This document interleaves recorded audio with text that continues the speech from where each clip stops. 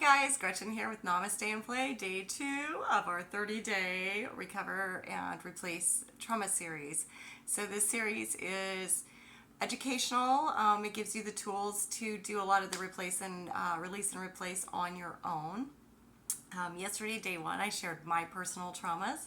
You can see clearly I have complex PTSD, where I had trauma after trauma after trauma after trauma for a good chunk of time there in my life. It hasn't happened for quite some time now, so I'm super happy about that. Recovery, right, y'all? Let's recover together.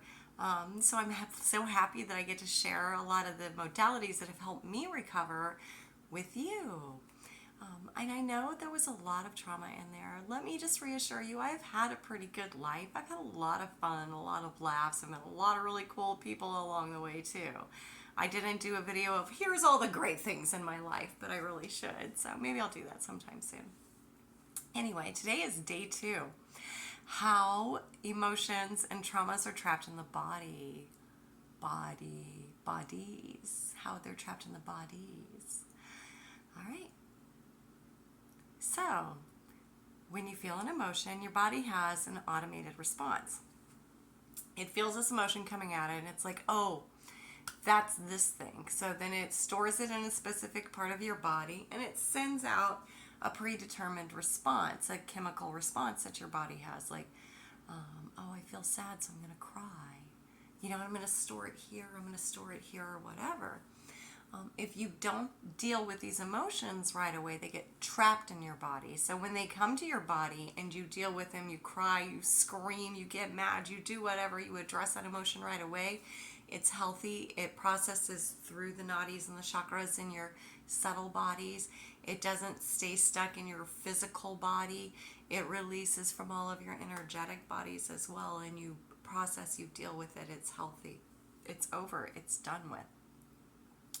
When it's something you don't process, say for instance, you check a text at work and it's not a great text, your mate broke up with you, something bad happened in your personal life, and something that you really wish you could like jump off of work and deal with, but you can't, can you? So you wait and you store it in your body and you shut it down. So when that happens and you don't process that, is in your body, the part of your body that automatically stores the emotion, it didn't get to run through your body, process, and leave your body, right? So now it's trapped, physically trapped in your body.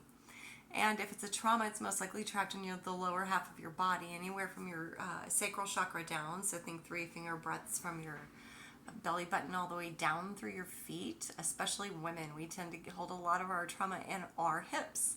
Not discounting men, but men will hold it just a bit higher, sacral and solar plexus, sometimes in the hips, but women, those big hip movements really help. They help men too, but they help women a lot. So it gets stored in your body. You don't get to do your automatic response to it. Your body doesn't get to do its response to it, the healthy response to it. What happens when it's in your body? Science has shown us that they're finally starting to catch up to the yogis. Yes, I say catch up to the yogis because yogis have known about this for millennia. The yogis in India, the Kundalini yogis, they're amazing with this stuff, with this release. So it's stuck in your body. And what happens, because we know that like energies attract like energies, right? If you are a really great healer, you are attracting narcissistic energies because they feel you're handling energy and they want to take that from you. If you have trapped a sadness in your body, say you trapped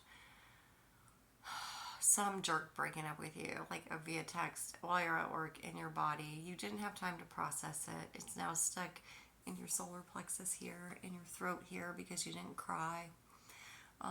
You didn't scream, you didn't get mad, so you have that stuck. So these little energy centers, which could start off teeny tiny. I'm trying to find something really small. So we'll say that the energy center could start off as something that's like this size. It's a little tiny crystal, right? And it's stuck in there. So what happens then? It's stuck in your body, and there are other cells around your body.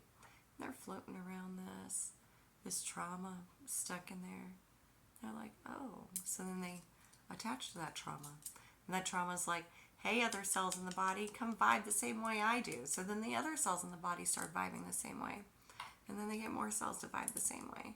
And then that trauma gets more cells to vibe the same way.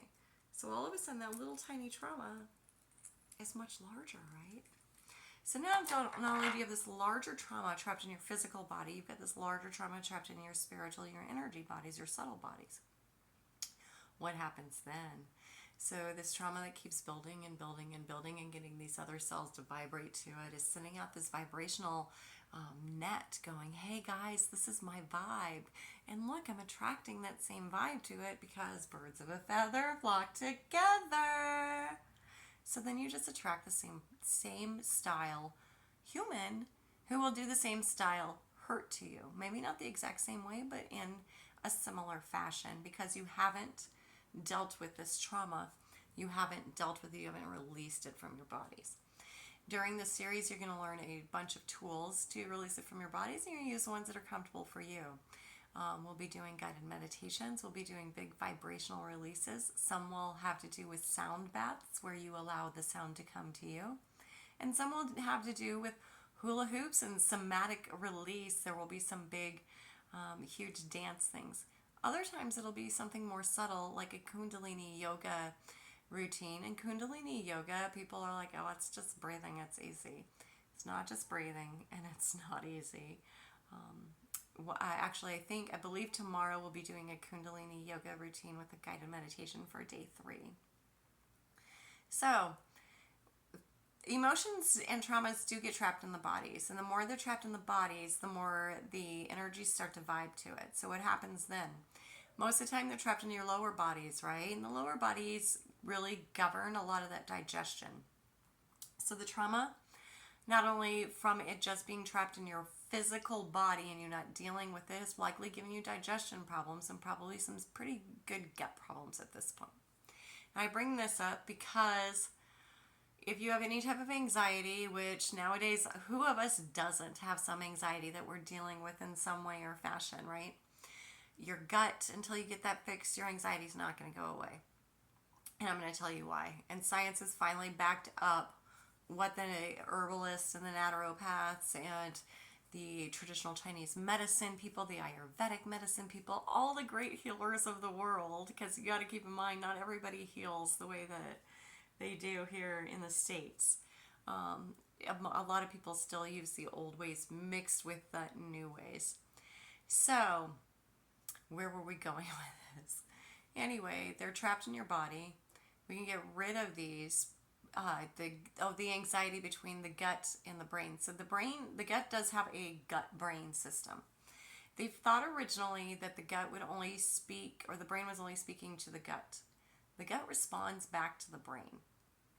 What happens when you have trauma or things like this, and especially if you have a modern diet, you've likely killed the villi in your stomach just from the modern diet, but with the trauma and everything, you've wiped out a good chunk of that digestion system, of your intestinal system. You need to get that corrected. There is a probiotic that I really highly recommend because it has the traditional Chinese medicine herbs that herbalists use to fix the villi and fix the gut. It is Ancient Probiotics is the brand, and it's the Gut Restore. They have a few different ones. Make sure it's the Gut Restore, but that one does contain the bulk of the herbs that I, as an herbalist, would recommend to a patient trying to fix their gut. I would mix my own. However, I know that is not realistic for you guys, so just order that bad boy. Anyway, get that gut fixed. The other thing that happens when your gut isn't fixed is you could likely leak microglia into your bloodstream, which will go up into your brain, cross that blood-brain barrier, hit that hippocampal, that frontal area, inflame it. Hormone centers send more hormones to help the inflammation, which causes more anxiety and more trauma and a longer time for recovery. So fixing that gut's super important. After you fix that gut, I would really get some Tulsi tea. Ashwagandha is really great, unless you're allergic to a nightshade. And then get Rhodiola rosea, which is super good. Rhodiola rosea I actually like better than ashwagandha, but it is not in as many things right now. Tulsi tea, amazing for anybody in trauma. Drink that in the morning. I know a lot of times they say sleepy. It's not sleepy. So what Tulsi does is it's an adaptogenic herb like ashwagandha, like rhodiola rosea, like turmeric, like ginger. What those do is they help heal your systems. So the Tulsi helps to get those hormone centers back online so you're not overproducing the hormones that cause stress, which keep you in trauma body, which keep the traumas trapped in your brain and in your physical bodies. So the Tulsi tea is super recommended in the mornings. Yeah. Meditations too. I'm always down for the meditations, and a good yoga routine will get you going. But a good way to get rid of the physical trapped traumas in your body is to do a lot of those big lower body movements. If you do yoga, do some yoga. Do some big twerks. Twerking is great. Hula hooping is great. Duck walking is great. Lunge walking is great. Jumping is great. Jump roping is great. Doing big goofy dances where you're jumping around, really, really great. If that's not your speed, if that's not how you want to vibrationally release something, go to a batting cage, because the vibration of the bat going down your body is a vibrational release. Go to a rage room. Beat the crap out of an old stove, man. That's a vibrational release too. Plus, while you're in there, you can primal scream and really release the blockages that are in your throat chakra. Let them physically come out. Find your voice and find your power with these releases. Find one that's comfortable for you. Bicycling, riding a bike through a neighborhood, that's a vibrational release. The feel of the vibration, the wind, the road, all of that little subtle vibrations going through your body. So you see exercises are too. Running, skating, skateboarding, hacky sack, that's a vibrational release and a meditation all in one. There are a number of different vibrational releases you can do. Playing an instrument is a vibrational release because you feel that vibration moving through your body. Listening to music, listening to a sound bath, vibrational release. Singing, screaming, talking, slam poetry, all vibrational releases. While you're doing these releases, picture in your mind or in the back of your mind just everything leaving your body. Just picture it like flowing out of not only your chakras but out of your physical mouth. Just watch it like leave your body. Feel it leave your body. And doing that vibrational release and doing that visual release will really help to physically release a lot of that trauma stuck in your body. Correcting your gut and getting your brain to stop overproducing those stress hormones will assist in releasing the trauma from your physical body and recovering from trauma. I hope you enjoyed this informational video. I am going to continue down this path. We have 30 days of this, and we will have a couple of other videos interspersed between some guided meditations and sound baths and the like of that. I'm going to throw out some of the winter home herbs too during the month of during the month of November, because I'm not back till November 1st. They should be November 2nd if my schedule is correct. Anyway, I hope you enjoyed this. If you did, please go ahead and hit that subscribe button for me. If you want to talk to me once a week, I do weekly talks on Sundays, 2 p.m. The 2 p.m. is for states, United States time, in the state of Missouri. That's the time that I go live. Anyway, that's for members only, all level memberships. Thank you for watching, and until next time, namaste.